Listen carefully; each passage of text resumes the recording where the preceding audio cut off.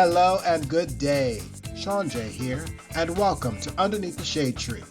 On today's episode, I'm joined by fellow diva Dani Tirrell. Dani shares with us how memories of their paternal grandmother helps them to stay the course for living with love, the importance of art challenging the status quo, and what it means to own your mistakes without being defined by them. So grab yourself a beverage or a snack and join us underneath the shade tree. Hello, darling. How are you? I'm good. How are you? I am just peachy keen. Thank you very much. So I would like to thank you for joining me underneath the shade tree. Today, my guest is Dani. Do you use your last name, darling? Yes, it's technically my middle name, but I just use it all. Oh, Dani Tirrell. Okay. Welcome, honey. Yeah. So, how are you doing this fine, beautiful day? I am okay. I'm just experimenting with life right now. Cool. And how do you self-identify? I am a Black, queer, non-conforming, trans spectrum person. That is how I identify. I use my name as my pronouns. Generally, I prefer that. Or she, depending on who you are. If you family, you're good. But if you strangers, just use my name. So yes. Perfect. And where do you live now? I currently live in Seattle, Washington. Been here for 13, 14 years, something like that. Where from? Detroit, Michigan. Okay, I hate saying that because it's technically outside of Detroit. It's a little small town outside of Detroit, but it's like 10 minutes, 15 minutes outside of Detroit. So we just gonna say Detroit. But Do you have any siblings? yes, there are 5 of us. I'm Mag Dab in the middle, and then I have 3 stepsisters. So 2 older, 2 younger, me in the middle. Technically 2 boys, me and my brother, and then 3 girls, and then I have 3 stepsisters. Okay. So large. We're big. Yes. Not too large, because my mom comes from a family of 13 siblings. Yeah, no, not that big. So, No. but that was, of course, back. When people believed in that. Yes. And the kids actually were like working around the house. Right. What would you say is your line of work?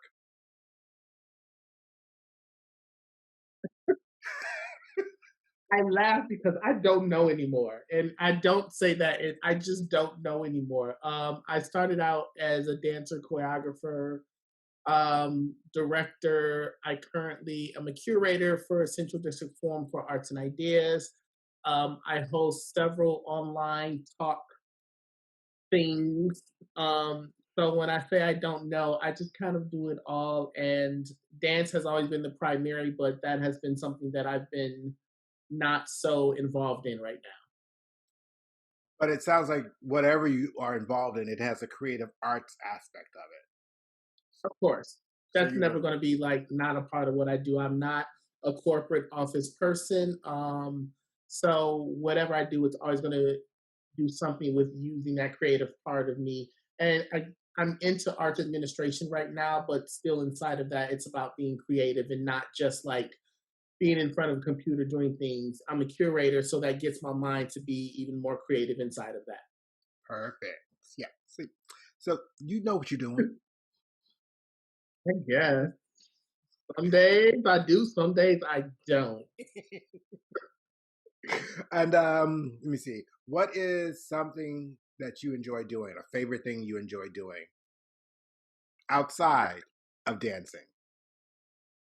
As of right now, believe it or not, my favorite thing to do is to stop work at 3 o'clock and sit on my couch and do nothing. Um, Someone asked me how I did that, and I was just like, I set a boundary and I say no. Um, we're in the midst of a pandemic. A lot of us are working from home, and that does not mean that we can work 15, 13, 14 hours from home. And I see a lot of people like they're overworking now because they're at home. And I decided like, no, that's not gonna happen. I'm like, I'm gonna stop at a certain time and I will get back to the work the next day because it's still gonna be there. So yeah, that's my favorite thing to do right now. Self-care. That's your favorite thing. Ain't Oh nothing wrong. no, isn't self care. I just think, Yeah, you got boundaries in place so that yeah, you are keeping your core and your spirit protected. And yeah. hey, that's a very good thing to do.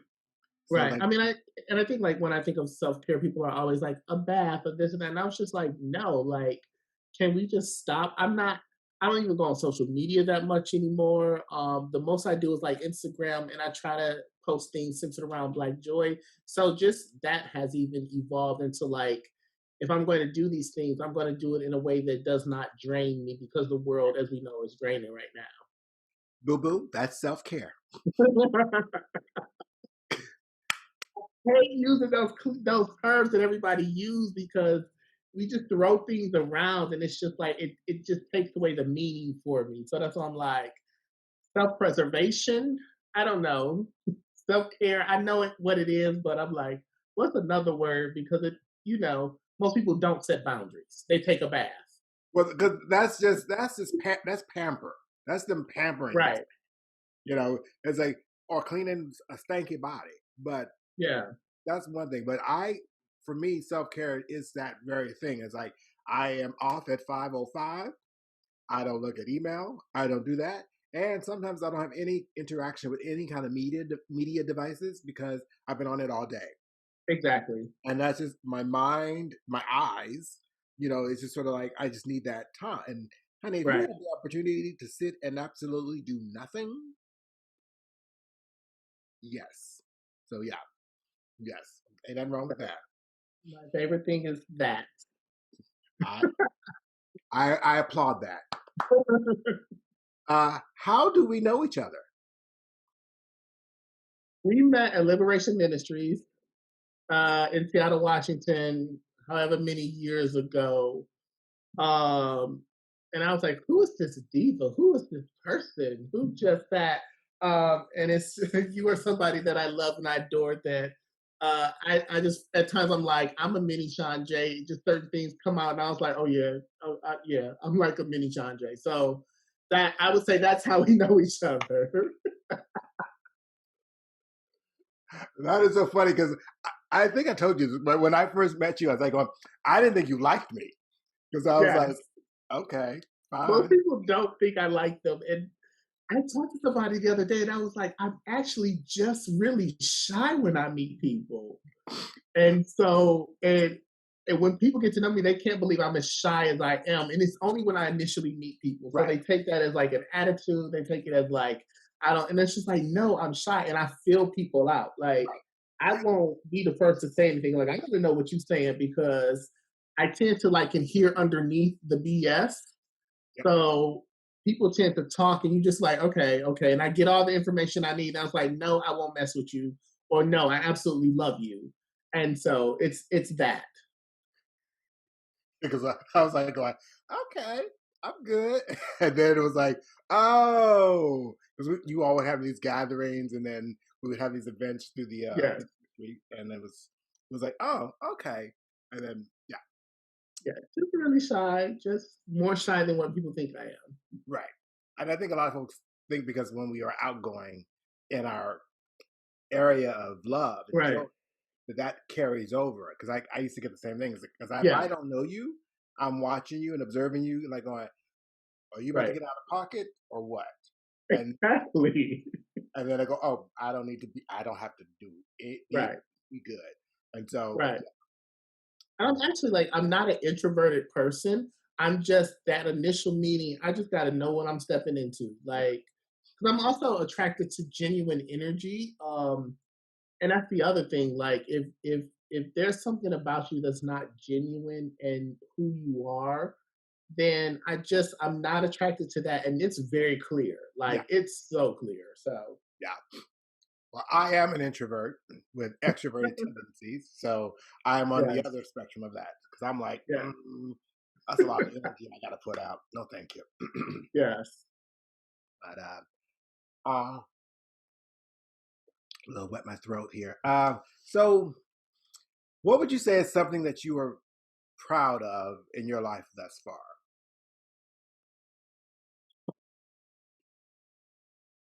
a good question. I don't know. I honestly don't know. It's not any of the work that I produce, believe it or not. It's not that I'm not proud of it, but that's not the most that I'm proud of. I think the most that I'm proud of is the relationship I have with a lot of my nieces and nephews. Like family are the things that I'm most proud of. Um, because I get to be the auntie that's just like silly and I laugh at the most inappropriate things and um I know that I can show up for them in a way that my siblings can't because that's my siblings' children. So that is what I'm the most proud of. Is just being in that position. When I'm in that position, that's a whole nother beast. Like that's a whole nother person. So that is, I think, the most proud of. My relationship with my siblings, that's what I'm the most proud of. Um, because siblings, we have horror stories of siblings like fighting and not getting along, and we have our issues, but for the most part, like we get along and we support each other. So those are the things I'm most proud of, like those personal relationships. It's not the work that I produce. The work that I produce is the work that I produce because it's my career. Right. But it's those things that people can't see that I'm the most proud of. That you will see a completely different person. Well, and it sounds like it's the human connection of those who are close to you, Oh yeah, and especially with your nieces and nephews, you are showing them how to show up and how to be you. I don't, even though you say it's a whole nother person, I believe it's still a part. It's still you. You're not putting on a mask oh no, and, no, and toning down or hyping it. You're just being Danny. And I think by that example, you're showing them just be you, and that is enough. And in fact that you're able to do that in Michigan, you know, right, is right. is, is a big thing. And so I think and having that close relationship with your siblings and having the ability to be close to your nephews and nieces, that's a nice, yeah. People. And I think that they show me a lot. I've had several of my nieces at points in time come out as queer and their identity, and it's they continue to show me how to show up in my identity, even though I'm like out in my family and it's fine. But this generation, it's a whole nother level of pride and self awareness that we didn't have growing up. Hmm. And so as much as I show them, they show me all the time. And so like I think it's a mutual thing. It's a mutual learning thing. And so that's again, that's what is for me, you know. That's big, boo. Yeah. That's a gift. That's a wonderful gift. And so you have that, I guess, which just sounds like a really good foundation. What would you say are some challenges that you've encountered in your lifetime that have helped shape you, or maybe made you a little like not so sure, but more shaped you as opposed to weary? I'm like, what I want to talk about? That's the question. um, I would definitely say there was a rocky point in time in my marriage, like, and I think you know a lot of it, but I'm not going to get into so many details. But there was a huge rocky part in my marriage that I was the cause of. Like, I'm not going to say that I wasn't. Um, and it taught me a lot about myself. It taught me a lot about how you show up for somebody you say that you love. It taught me about codependency, and that helped me put that helped my journey because I'm still on a journey of, and I've been saying this a lot, and I think I just other people need to hear this, but I want to be able to actually look in the mirror and like love and respect the person that I see back. And that means everything that I've done, everything that I feel is bad or good or indifferent, then I'm just able to be like, that is a part of what is shaping me, but it's not holding on to me. I think a lot of times with people, the things that we do wrong, we hold so tight. and that shapes us, and we can't ever celebrate the things that we do right because we're still trying to atone for and make up for and uh, fit in the ugliness of what we've done wrong. And I don't want to sit in that ugliness because I did it. I will continue to do things that may not be pleasing to people, but I can learn from that. So I'm not here to, I don't want to beat myself up over those things anymore. And I don't want to beat anybody else up over the things that they've done. That's the stuff that you've done. That's not who you are. If you choose to be, you know. It's life's journey. There's gonna be these bumps, these crevices that Right. you're gonna go over, and it's how you come back from those, as opposed to how yeah, you did it, but now what do you do? And I think Exactly. that's a key element of moving through it, as opposed to trying to forget about it. Oh, it didn't happen, because Right. if there's anyone else involved, they know what happened, so they Right. ain't gonna let you forget it, especially if they got hurt. So Exactly. that's nice. So that's a good lesson there. So along Yeah. that line, what is how would I say this? One of the greatest lessons outside of that one that you have learned thus far?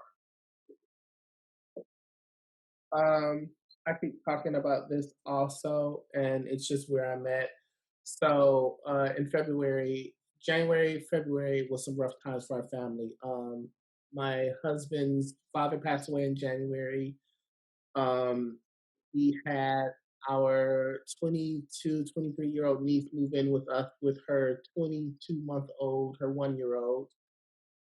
And later in January, my aunt died, and then about a week and a half later, after mom passed away, which was her sister. So when I was at my mom's funeral, my mom was just a woman who was always in search of and tortured and trying to figure it out. Hmm. And when I saw her in her casket, I just knew she wasn't at peace. And we like to have these fantasies about people after they die. And don't get me wrong, I love my mama, and she did the best that she could, and we had a good relationship. I mean, there were times we didn't speak because she also raised a strong, headstrong child, and she was very headstrong. So that energy was not going to mix very well a lot of times. But I love my mom, and she loved us, and she was learning how to love us. But when I saw her in her casket, the thing that I realized, like, she did not say everything that she needed to say to us, her children.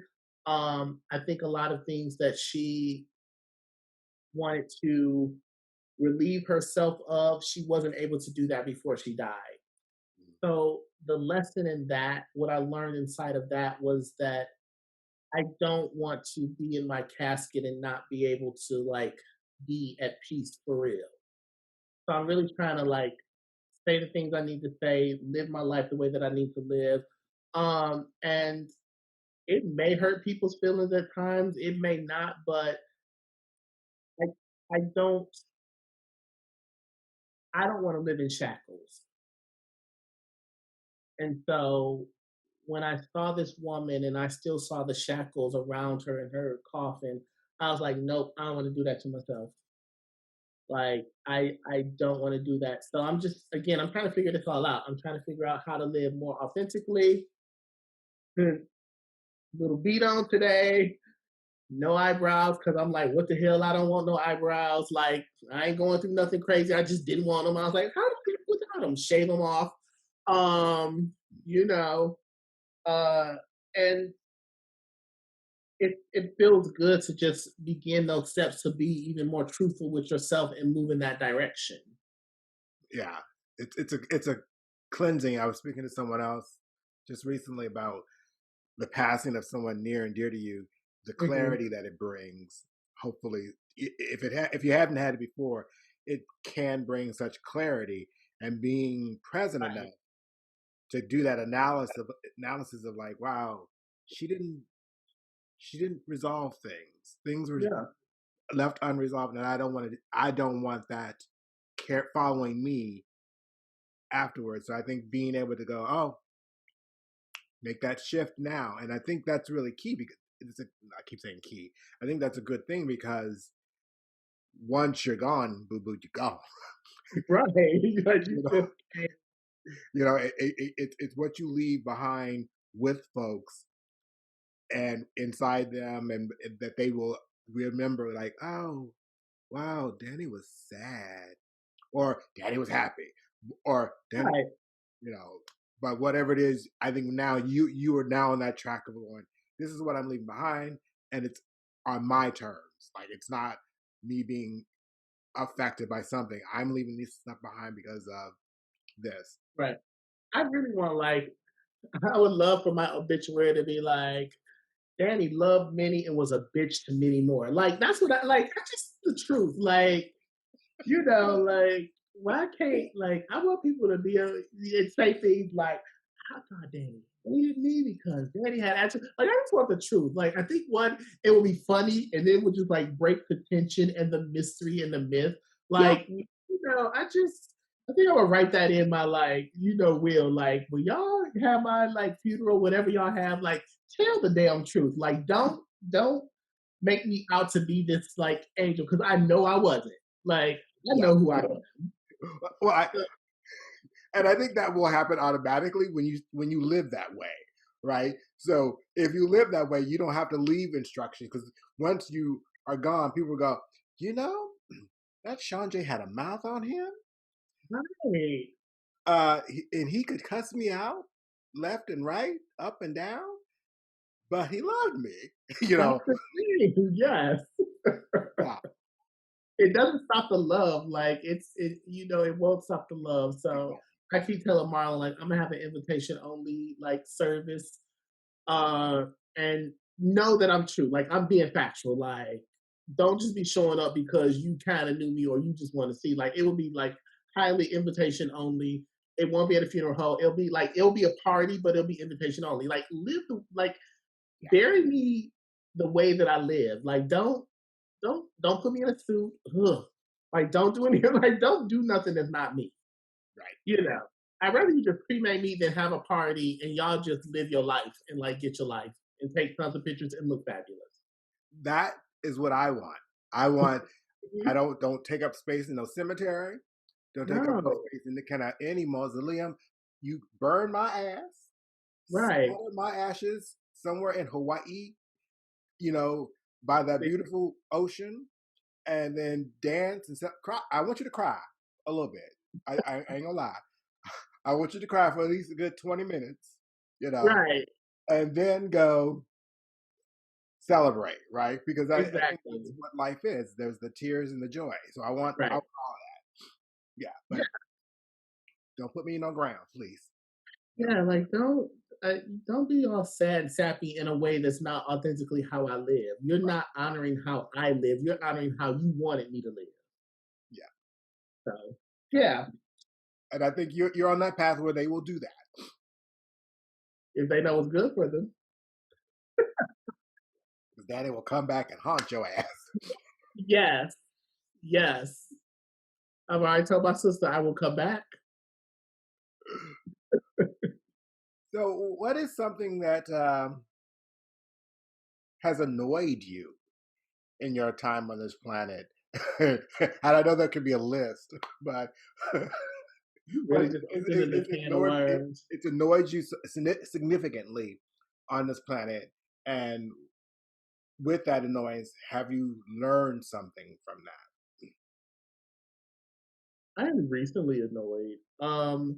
I have been in the city for a minute, and for a while, I've been like doing the work that I've been doing. So, whenever I was creating dance work or whatever that, it's centered around identity, queerness, blackness, centering women, social justice work. Like I've never wavered from that. I've never tried to do anything outside of those things when I'm creating work.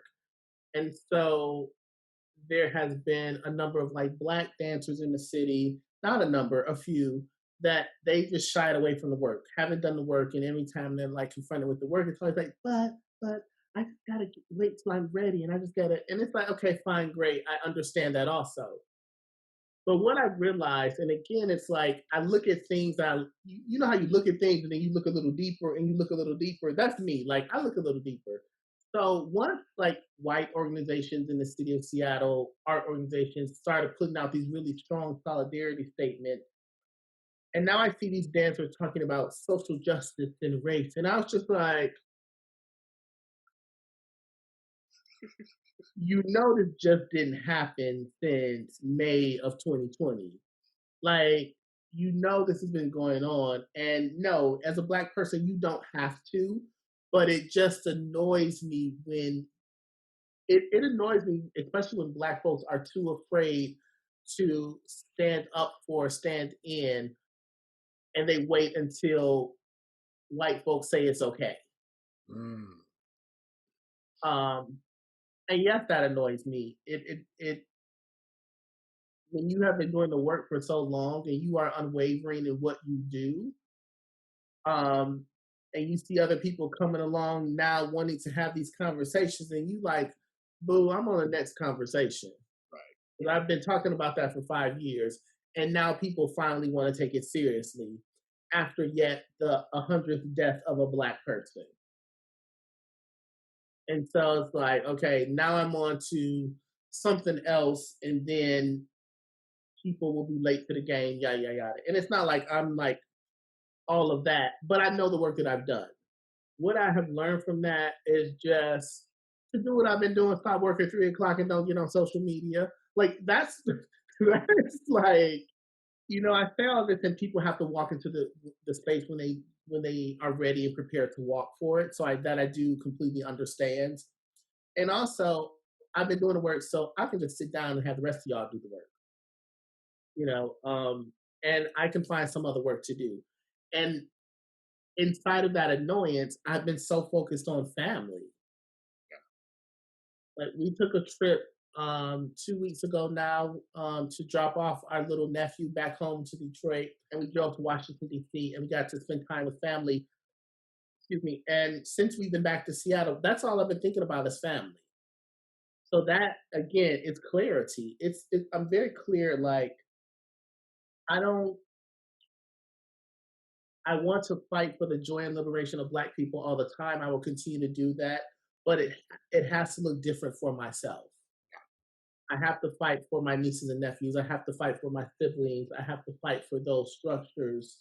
And part of that fight is Marlon and I. Marlon is my husband. We've been talking about building wealth and wealth inside of our family so we can have something to pass on to our nieces and nephews.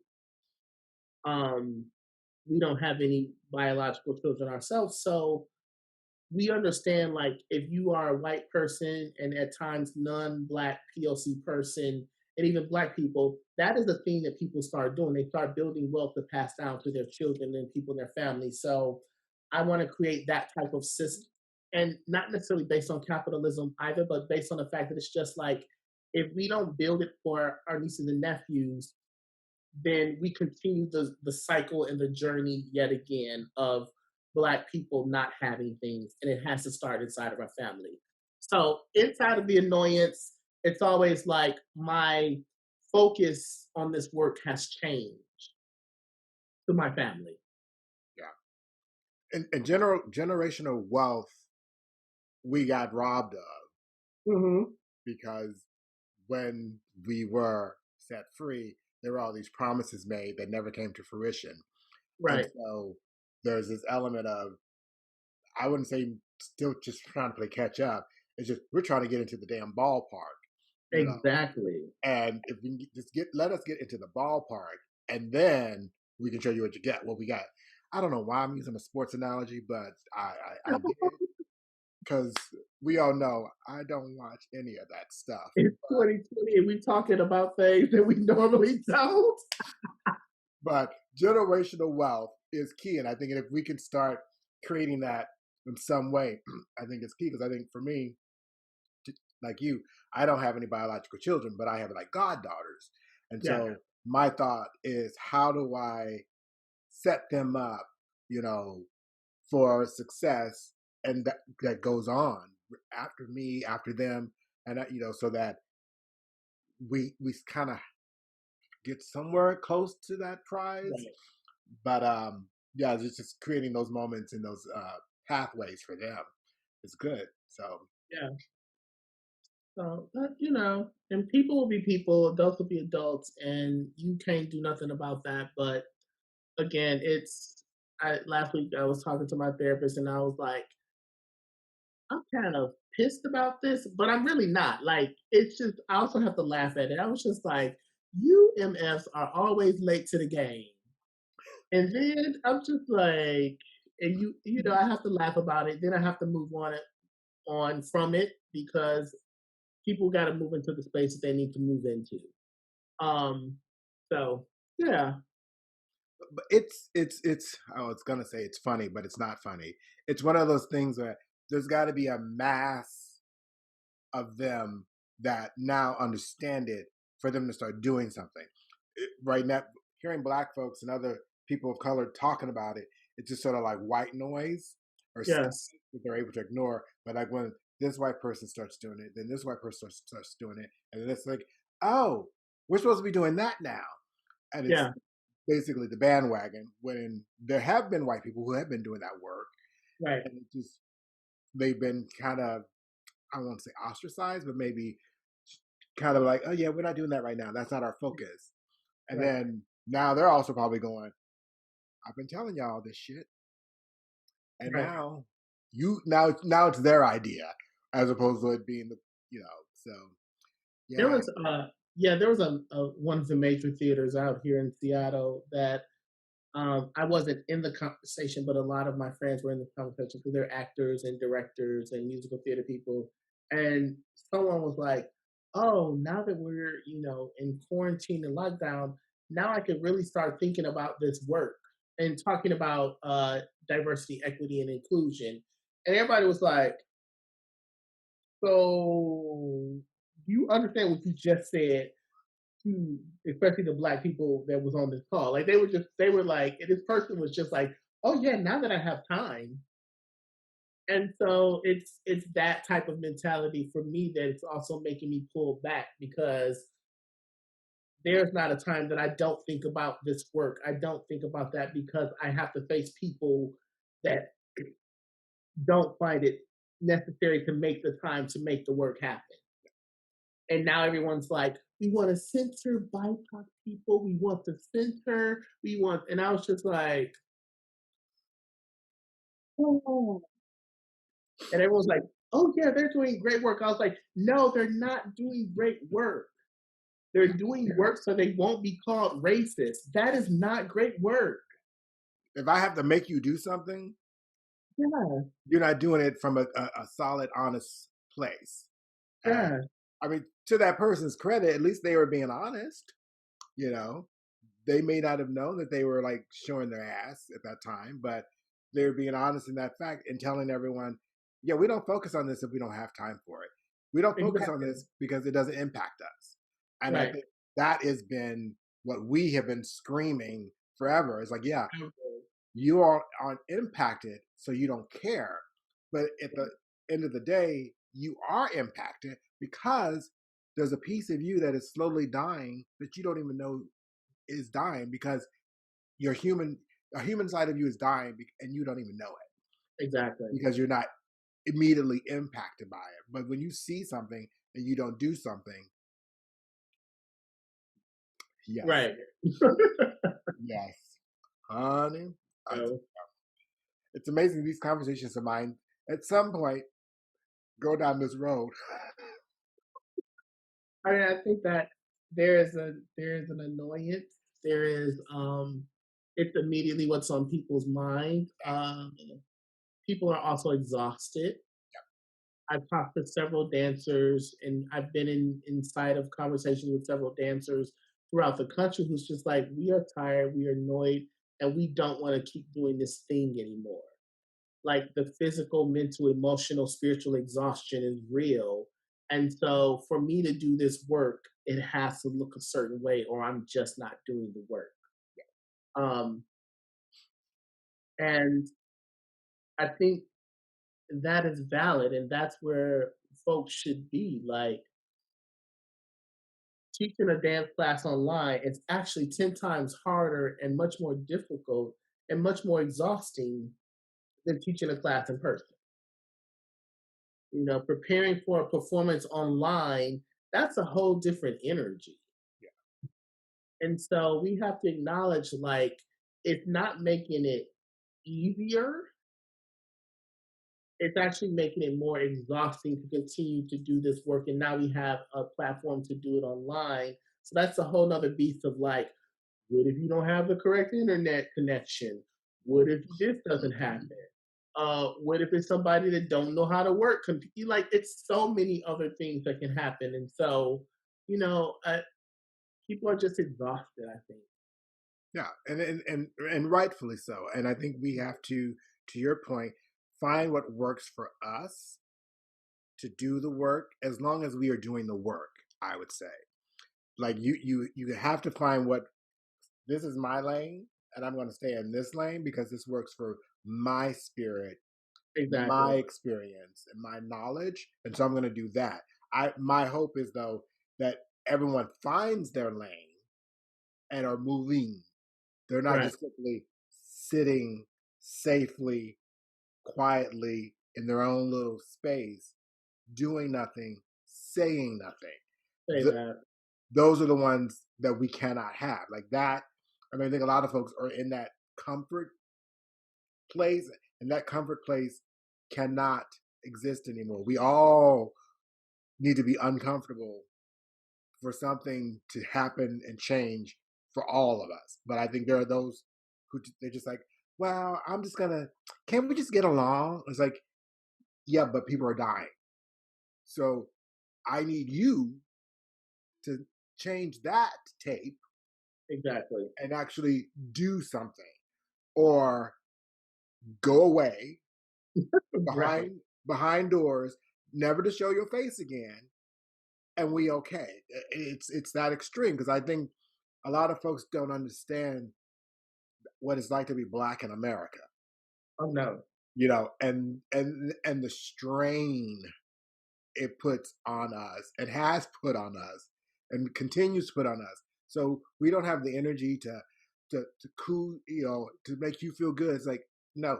So I need you to go home, sit on the couch, plug on your earphones, and just stay out the way if you're not going to participate and help. So yeah, and I think these organizations with that solidarity, they did a lot of that here in the Bay Area, and folks got on them. See? It's like, oh, so you got the solidarity thing going on. So what about A, B, C, and D? And they're like, okay. So yeah, so there has been a shift with Right. those theaters because now these theaters are sitting down with folks and understanding that just because you say that, we have experience having worked with you that says differently. So Right. they're holding Right. them accountable. So Right. there I is a mean, shift happening. right. Like, don't give Black people more shows. Give them seats in your offices as employees, on your boards, like the, those positions. Yeah. We have enough spaces to do shows, believe it or not. Like that's not the issue. Yeah. The issue is when you make decisions centered on my experience and you've never been through my experience. So like don't I can turn on my camera and do an Instagram performance and probably make twice as much money. So I don't need that. Yeah. So yeah, that's kind of my world. Well, speaking of world, thank Yeah. you for that little segue.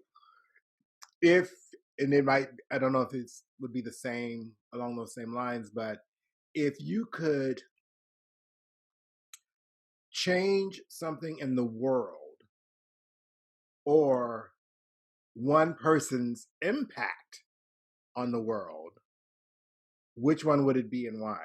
I would change the results of the election 4 years ago, 3.5 years ago. And I don't get into politics that way. That's just not how I was built. I have an understanding, but I'm not deep into politics in that way. But I absolutely understand the damage that has been done and that will continue to be done under someone who's extremely incompetent for the job, incompetent for any job, and how one person can cause millions of people to be so negative and so hateful. Like that stuff is real. Like that Jim Jones type of Waco drinking the Kool-Aid stuff is real. And so that is one thing that I would change as a result of the election. And um, I keep telling people to vote, like vote. And I know that there are people that will probably vote Republican. Fine, do what you need to do, but we need people to vote, and we need people to actually listen to what's going on. Um, when you when you have a person say, "Well, racism isn't that bad," or you have a person not talk about the impact of racism. When you have a person say that they wanted to downplay something that has killed over 100,000 people, and then they flip and say, well, I downplayed it this way, but I upplayed it this way, but we still had so many lives lost because of the lack of competence. When you have someone in office who could just set an example and just wear a mask and talk about the importance of that, they don't do it. And they have thousands of people around them not doing the same thing. Like that's some jacked up stuff. When you have countless women talk about the way that they have allegedly been harassed by him, um, you have to believe these women. So it's just though that's part of the thing that I would change is the result of that, and I really hope he does not get placed back in office. But we know this country, we know people will do what they need to do because they mother rather they much rather hate people with darker skin tone than them than actually listen to something and do the right thing. The other thing that I would change, and it's interesting that you brought that question up because I was like, this is the first time I even think about that, but I would just want to have Nina Simone around.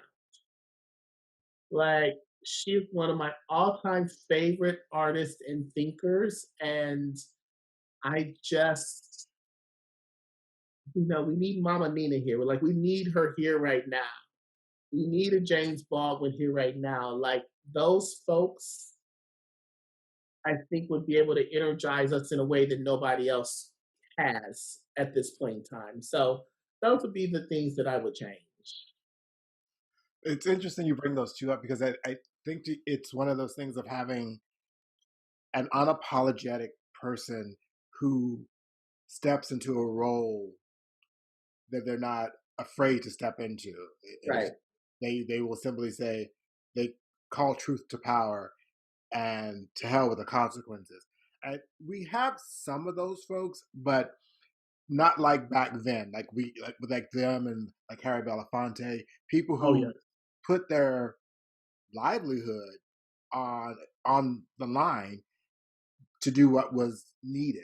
And I don't say right, I say needed because that's what we need. We need Right. people who have those platforms to actually challenge this status quo. And I think, but we as all flip side of that is that when those folks do that, we need to support them even if they fuck up, right? Because they're Yes. learning. You know, Yes.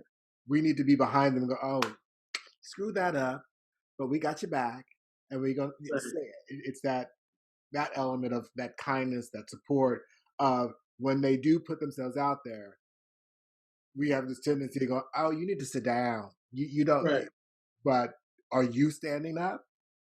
So somebody's got to, and I. That's interesting because I her music was very, and she was no nonsense.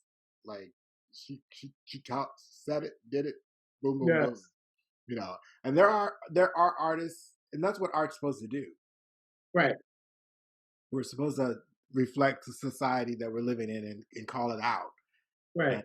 and it's happening to some extent, but I think not not as much as it should be. No, the what was not treated was her mental illness. That's the thing that was not treated, and that's the thing that people ran from, and that's the thing that people didn't bring into light until recently. It was like, oh, there was mental illness happening. There were these things happening that was brought about because of all of these things. And none of these people were like, none of us are perfect. None of us is, we all have our stuff. And what you just said was really important. They did it at the risk of. They did it and they risked so much. But the liberation of people that shared their same skin tone, that shared some of their same history, was much more important than all the other stuff. And I wish I had half of the bravery that they had to live in that manner. Um, and maybe I'm on my way. I don't know. But that is what's important to me, that they were brave enough and confident enough and sure enough to sacrifice something because this other thing was much more important. And then it goes back to the earlier thing of like my irritation with other folks, because it's just like this work, you can't turn it on and off when you want to. Um, because you're either going to be seen as the good, quiet Negro who doesn't do anything, so we're going to do all of this stuff and you're going to get irritated, or you're going to be seen as a loud Negro that we don't want you around. Like, there is no real gray area. And so I pull on Nina Simone a lot. I pull on James Baldwin a lot, James Brown, Harry Belafonte, countless others, even Harriet Tubman. Um, I just pull on that energy a lot of times. My grandmothers, like, these are people that had to endure so much. They were unwavering in how they moved through the world. And the minute the door opens a little bit, we close our mouths completely. Like, they gave us the inch, so we not gonna say nothing because they're gonna take that inch back. They're gonna take it back anyway. So yeah, some things I would change. Yeah, I, from your mouth to the ears of the gods, Right. let change happen come November because yeah, the thing I think about this quite a bit is that there is a risk for this nation if Mm-hmm. things don't change, and I I think some of them view us as docile, Oh yeah. and they don't know that lying beneath that quiet stillness is a bubbling cauldron that Mm-hmm. will spill over. And my hope is that when I think is actually the word when it does spill over, I pray that we are organized and structured in a way that we direct it in the right direction. Yeah. You Yeah. know, that The we energy. take it to that location, we take it to this location, so that they are now impacting. I said, I think as long as white folks ain't impacted, nothing will change. But I think if we when whatever happens, we take it to where it needs to go. Oh, honey, People are just tired. People have been tired for a really long time, and um, the divisiveness that is that's always been there. So it's not new. Just the blatant way and the bold way that people are so divisive and so willing to crush their fellow person. yeah, Like, my favorite thing to watch on Instagram is this page called Karen's Gone Wild. yes, Let me tell y'all, just we just have this very particular image of white women And so we set white women up to be this thing until they don't get their way. And so I just love watching them freak out. Like, maybe that's cruel, maybe that's not, but it's just a thing of just like, someone told you no, and this is your reaction. And if someone told me no and that was my reaction, I would not be sitting here talking to you today. No. I love those folks just freaking out over the most simplest things and just the boldness of like, there was one, this girl was like working out on the steps. She was an Asian American girl and she was working out, minding her business. And it was like thousands of stairs. And this woman was just like, "What are you working out here? You go somewhere else." And then she was like, "Use those stairs like right there that's empty." But no, and I was just like, so you saw this woman minding her own business.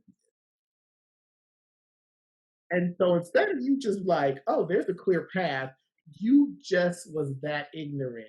And just, it's so, I just love, I'm sorry, white people, I love when y'all show y'all ignorance. Cause y'all just, y'all talk about everybody else being violent and ignorant. And it's like, your violence comes out in a particular way that also costs people their lives in a particular way. So as much as I'm like being funny about it, if you're real about it, when you react that certain way, you are more believed, and so that is an act of violence.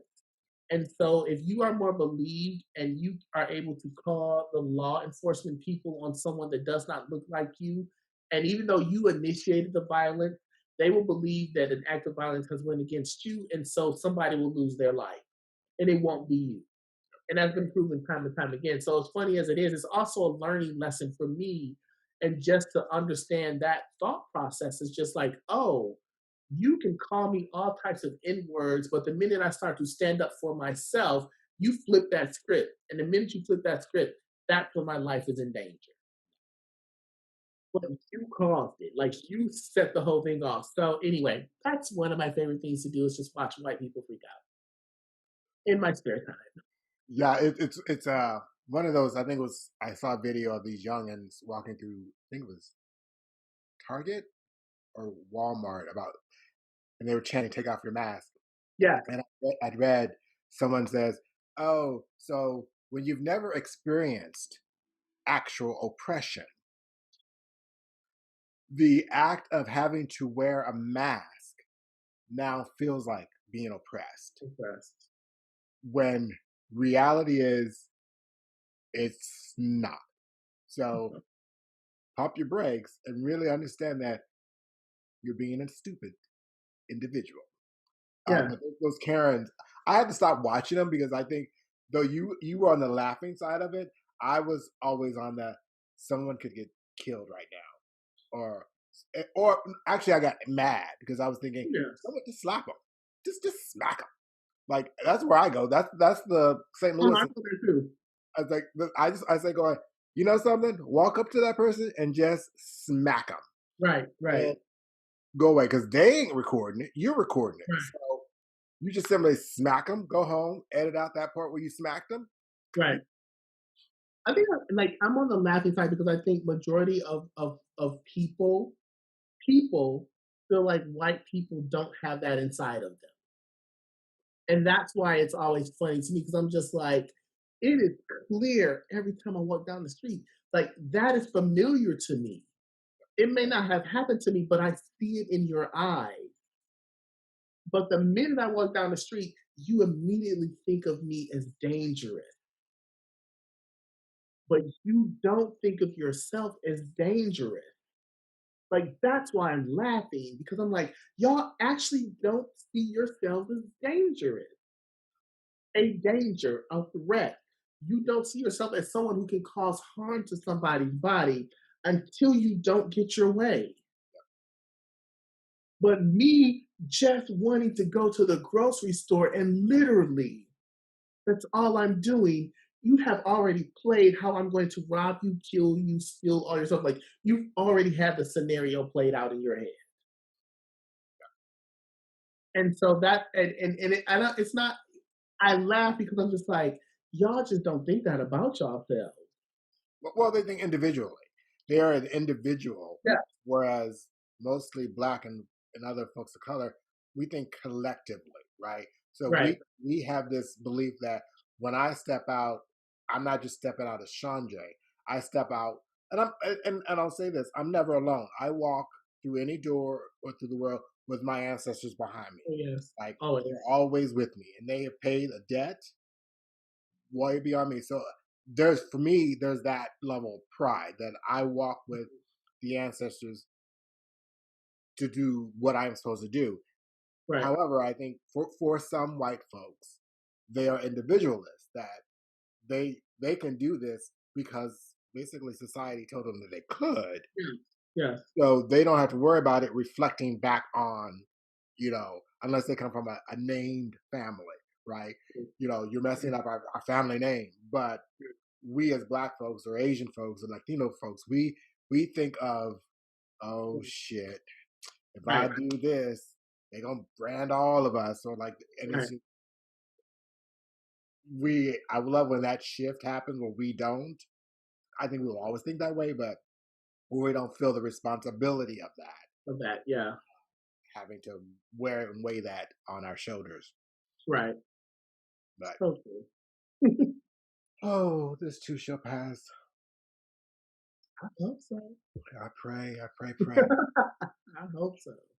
Um, so shifting that slightly, what is something that brings you joy? My favorite question to always ask people. Um, so right now, what's bringing me joy, is that trip that we took a few weeks ago was really about us looking at the Maryland, DC area as a place to move. Oh, Um, yes. So what's bringing me joy right now is that right before we got on today, Marlon was like, "I need you to come look at something," and I was just like, "Uh oh, what's going on?" And so this man is set on finding a piece of land and building a house. So he showed me some land today in the Maryland area that we're going to look more into, and that's what's bringing me joy right now. It is about being closer to our family, which I talked about before. It is about being around a different mentality of blackness.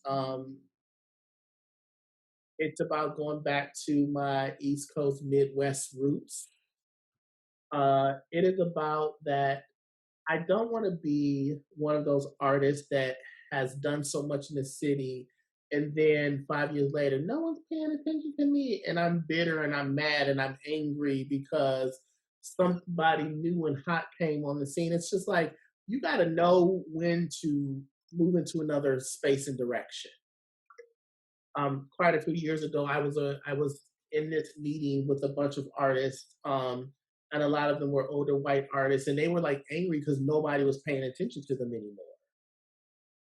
And then part of it was just like, well, your work is dated, like your work was dated, but also it's like there's new folks coming around doing different things, and I know in my case that's the same thing. There's gonna be folks coming around, so I've done so much in the city, and I've had such a great career here.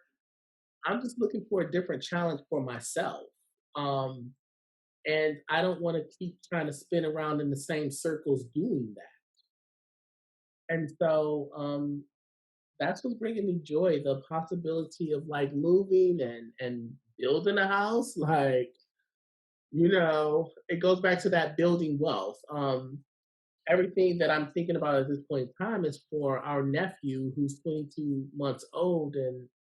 And I think my promise to him is just like, we're going to make sure that we show up in your life more so than not. And we're going to make sure that whatever we build, we have you in mind so that you can understand that this is being built for you.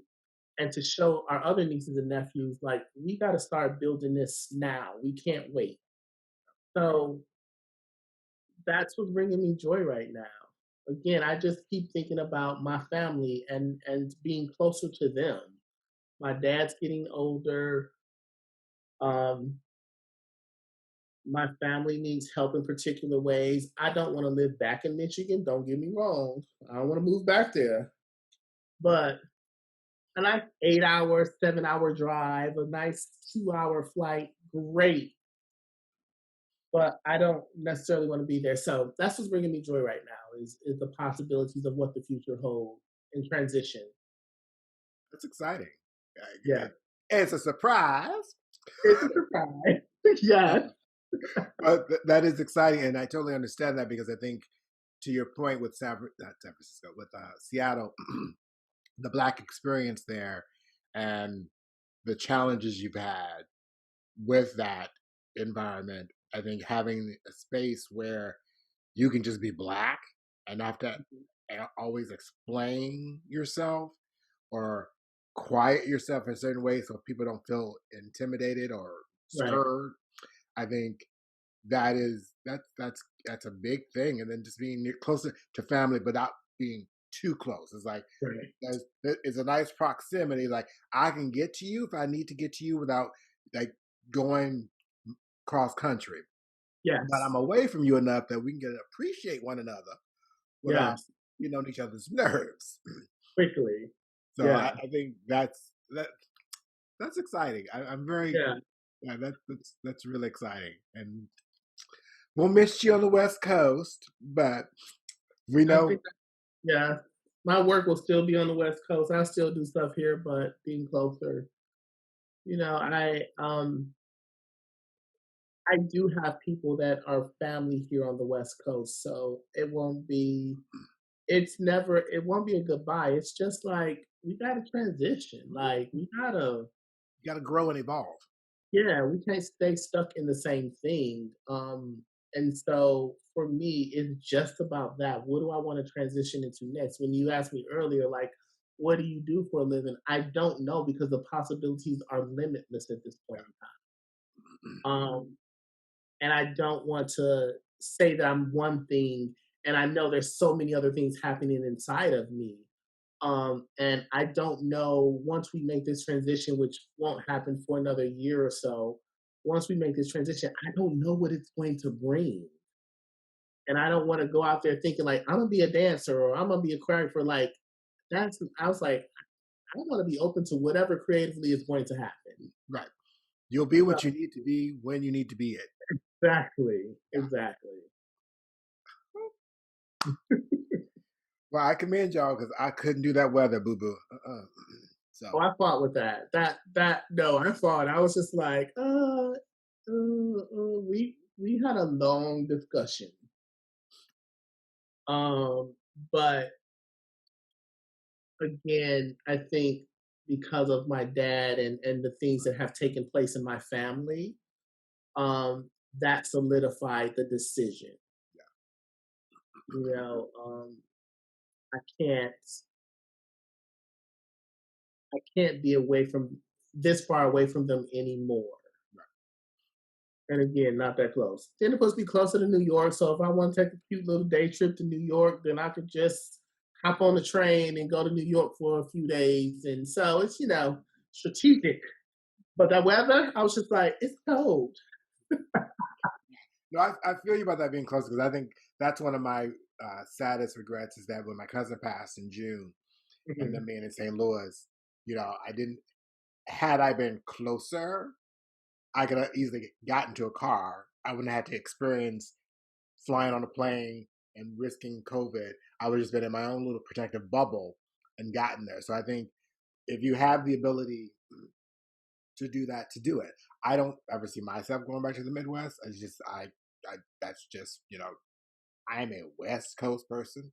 I've been on Yeah. the West Coast since 1986. Is that right? 86, 86. So I think I don't know how I don't do snow. Mm. And Seattle had its snow, and I was like pissed every time it did. Yeah. So I'm good for as long as I can. I'll say that. But who I am not, when I say I'm not looking forward to it, I'm just like, ooh, I was like, can we, like, I was like, that means I gotta wear heavier coats. Like, it's just, But I do know this, but you and your fashion, whatever heavy coat you are gonna be wearing. I mean, it's gonna be cute. Okay, let's No, just celebrate the fabulousness and the winter boots. Yes. So yeah. I haven't bought any winter boots. Like, it's all these things. I'm like, the cutest thing I have winter is like scarves. Because I mean, Seattle gets to the point where you can throw a little scarf on and still throw like a semi light jacket on and be okay. Like going back out there, I'm like, it's gonna be gloves. Like, and I just don't like all those clothes. But I think you'll figure it out. Yeah, of course. I was like, I can't wait for that. But it's just the point of like having to purchase boots and that type of stuff. Unless they're real cute, like they gotta be on point with the boots. But Yes. so I'm preparing myself now. That's all. Like, let's give ourselves a year. Let me prepare myself. Yeah. And I think that it's good thing is you have that time. I think when I made the move from Seattle to Oakland, I had already said, this is what I'm going to do. So putting those things in motion were like, because that fell into place, that fell into place. Exactly. When the time came, I was like, peace out, y'all. So it's going to work out.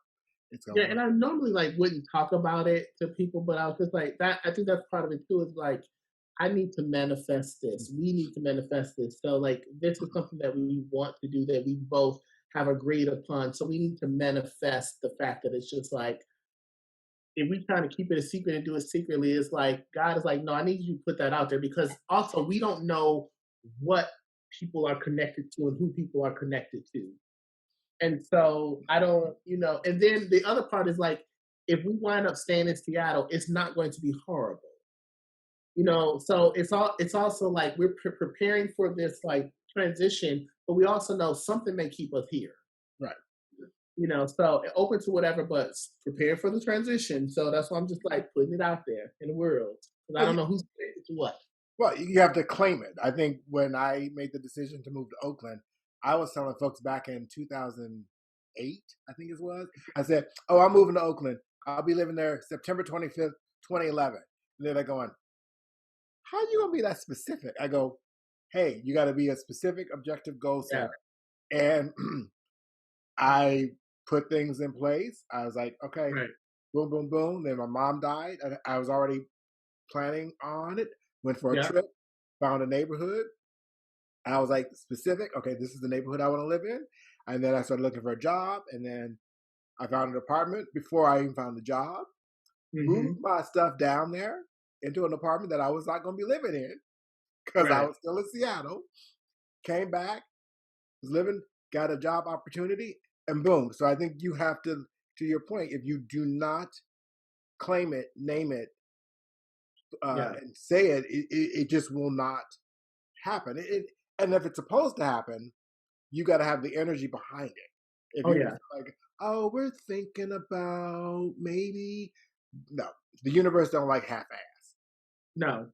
No. Like it's literally like Terry Marlon like looked at this land and he like contacted somebody and they called him back immediately. So I was just like, and I was just like, okay. I was like, so we just got to figure this out. Like, even if we just buy the land and we just have it until we figure it out. Like, so that is I think what we're working on right now. It's just like, Yeah. can we just buy the property and then next steps we'll figure out the rest of it. Like, but yeah, I'm naming it, claiming it, and moving it forward, and trying to build a nice little cute little additional guest house for people.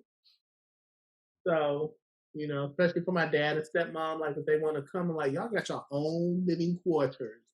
Yeah. Y'all ain't even gotta come look your own living quarters.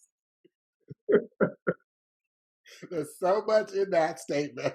I love them dearly, but you learn a few things. You Yeah. learn like that's cute to have extra bedrooms in your house, but if you can afford to have just a whole small extra house for people, Real talk. Make it work. Make it happen. yeah. So, is there a person you admire the most?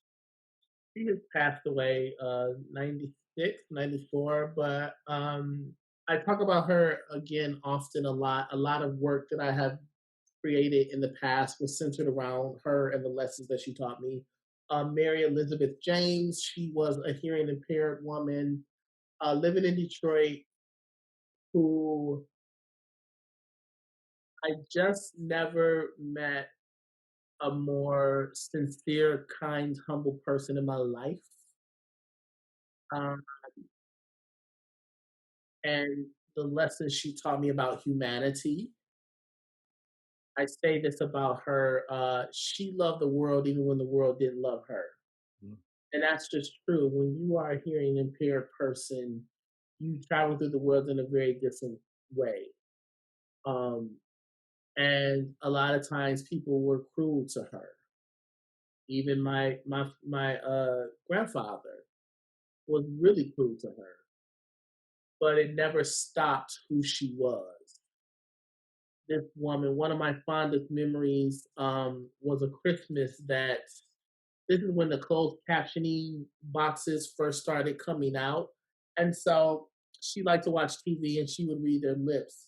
And so we surprised her as a family, my dad and his siblings and the cousins, and food, whatever money we had. And we got her a closed caption box for the TV. And this woman just was like, I mean, one of the gratitude, and she never felt like she deserved any of this.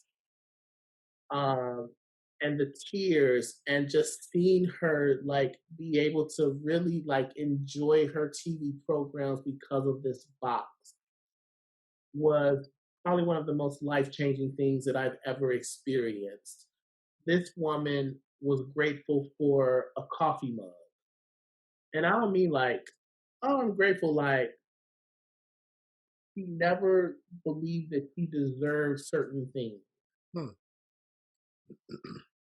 And she deserved the world. She deserved everything just because of how she treated her children, her grandchildren, and her husband, my grandfather.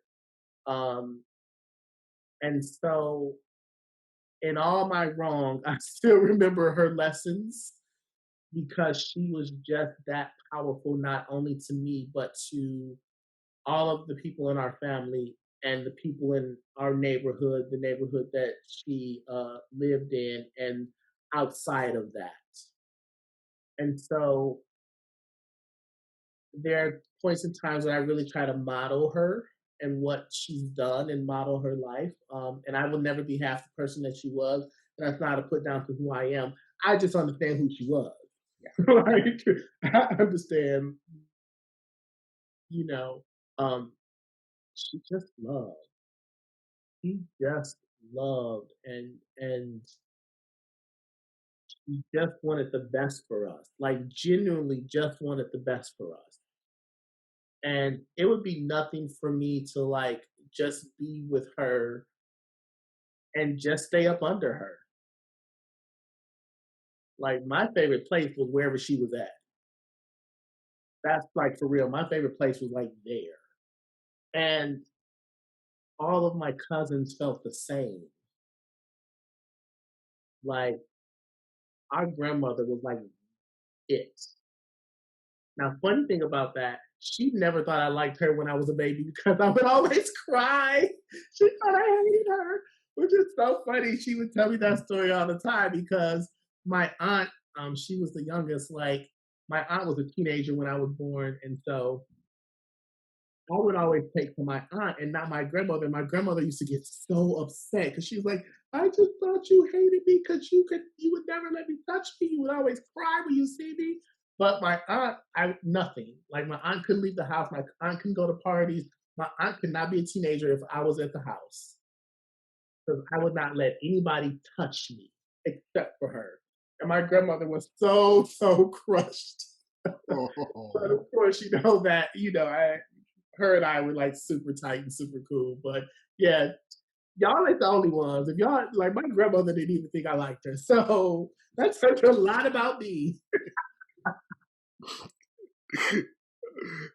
It's a protective bubble, I think, that you put around. And it's just sort of like that protective bubble says, if you keep trying, I know that you're in it for real. Yeah. Whereas if you allow it to repel you, it's meant to repel you. Yeah. Oh yes. Relationships are important to me, and that's the thing. Like relationships, they cut deep when something happens. Like when something's wrong with the like if I have issues with a friend and they have issues with me, it cuts deep. So relationships are actually that important to me, and that's why I don't have a lot of people around me. Um, that is why, yes, it is hard. I tell people if you actually know where I live, you are doing good. Like you doing real good if you know where I live. Um, and it's not a negative thing. It's just when I open up my home, when we open up our home, we are opening up a part of our love that's important to us. And so when you jack that up, so let me meet you on the outside, down the street, around the corner, and before I invite you to my house, because I just want to make sure our home is about love. And so just everybody ain't getting this love because it's too costly. And then your grandmother taught you to love, and then there's this part of you that says, I'm a try and aim for her kind of love, but I'm not there just yet. No, no. And I mean, it's like once we're good, like her love is all there. But I'm just, yeah, no, no, mm-mm. Some of y'all it's gonna take about 5 years. Some of y'all it'll take 5 days. Like it just depends on who you are. Yeah, It's just it's coming to you in a real way. yeah, yeah. Those are again, relationships are just so important to me. Family relationships, romantic friends, like they're just that deep for me. Yeah, as they should be. Yeah, yeah. I don't want to play around with those. No, we don't have time for that. Yeah, yeah. No, the life is way too short. What would you like to be remembered for by those who knew and love you?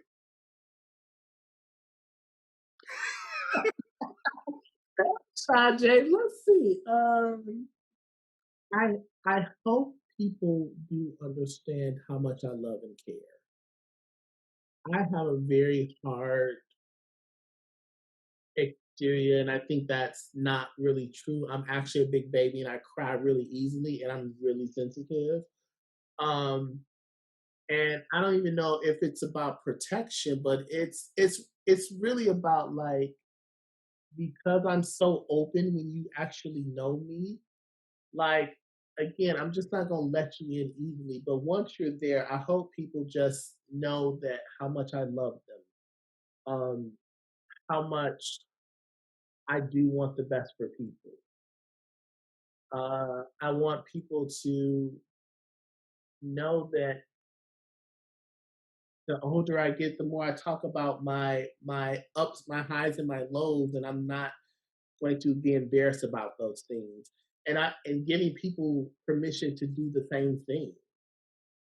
I think we have to see the example. Like people talk about radical honesty, and we just want. I love when people be like, I just want a relationship where people communicate and be truthful. And it's just like, well, honey, you can be truthful about yourself to yourself. Like, if you can't be truthful to yourself about yourself, then you're just not going to get the thing. You can't even communicate effectively with yourself. And so those are the things that I hope that I work on and people see that. And when I'm not right about it, I'm talking about it. And people just see those things and just like, oh, I can be all of these things and still be a great person. I can hold my faults and my greatness all in the same space.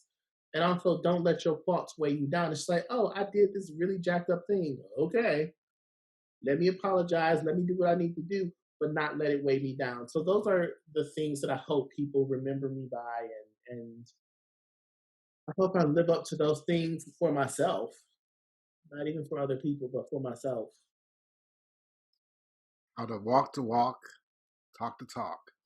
Yeah, How, yeah, how to just be comfortable with being yourself and all that comes with it. And I think that example is to be remembered for that is truly a gift for those who are, yeah. right. I think it. The other thing is one of the other things is like don't let your age be a barrier. I feel much more vibrant, youthful, and daring now that I'm closer to 50 than I did in my 20s. And so I'm like, let me just try it. I may not like it. Who knows? Like, that's just my mentality right now. But also, I think I have a bit of wisdom that I didn't have in my 20s and my 30s. So I can be more daring and vibrant and youthful, but also be conscious of the actions and reactions and what's going to happen to that. So being more thoughtful about those things, but not allowing my age to say at 46 I must perform and be a very particular way because now I'm getting older, so I have to think a very particular way. It's just like no, like I still want to like shake my booty. Like I want to be still shaking it and dropping it if I can when I want to. And if I don't want to, I don't have to. Like, I don't want to be like 40. I don't want to be 50 and just be like, okay, now I must sit down and just, it's like, no, I still have life inside of me. So that's the other thing. Just living your life. Like, have some fun. Any regrets? Um, I don't try to live in regret. I really don't. I think recently or a few months ago or something, I said I regretted something, and I don't think I did. I think again, the honest part of me, I did what the hell I wanted to do. Period. For me, I wasn't on drugs. I wasn't coerced. I wasn't like doing. I was in my clear mind when I did the shit that I wanted to do. And so, why am I going to regret something I was really clear about? I was trying to be slick enough not to be caught when I got caught in doing the stuff that I wanted to do. That's the only thing. So if that's a regret, fine, but not that. It's like, did it. I learned my lesson. Maybe it wasn't the best lesson to be learned at that point in time, but I can't regret the stuff that I was conscious about that I knew that I was doing. So if that's the case, I just shouldn't have done Yeah. And it. and it would be regretful if you didn't learn from it. Exactly. So Exactly. So that's just me. I don't regret. I don't think I regret anything. I I learned from it. I learned how stupid I can be. you know, I learned how great I can be in overcoming that. So I don't regret it. Like, uh, y'all out there, y'all know what y'all was doing. yeah. Y'all was real clear in those decisions. So to say, I just regret I did. You was clear. You didn't want to make any other decision but the decision you made at that point in time. Now, maybe you felt bad about it. Maybe, you could have been more thought about it, but we made those decisions and we just have to move on from that. Yes, honey. Yes.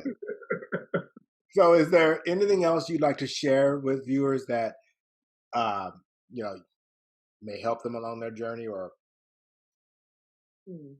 I just keep saying live your life, and I think that's real. Set your boundaries. Like you control your schedule. If you want to stop working at 2 p.m. in the afternoon, then just do it. And know that things will continue to happen. Like I'm also learning that everything I don't need to be in everything. I don't need to know everything. Like it's gonna happen without or with or without my help. so Part of changing the world is doing nothing. Like believe it or not, part of changing the world and making an impact is actually doing nothing, not being productive.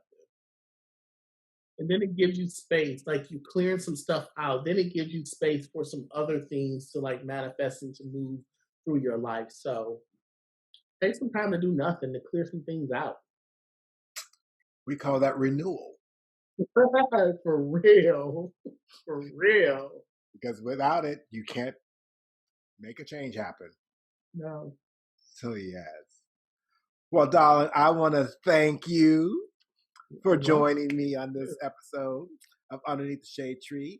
My thanks to my guest, Dani Tirrell. Hey. And catch us next time and stay fierce. Bye, everyone. Thanks ever so for joining us underneath the shade tree. If you enjoyed the show, please click like and subscribe, and be sure to join us next time. And remember, every day above ground is a gift. So let's do our best to make it matter with grace, courage, and no regrets. Now go be fantabulously fierce.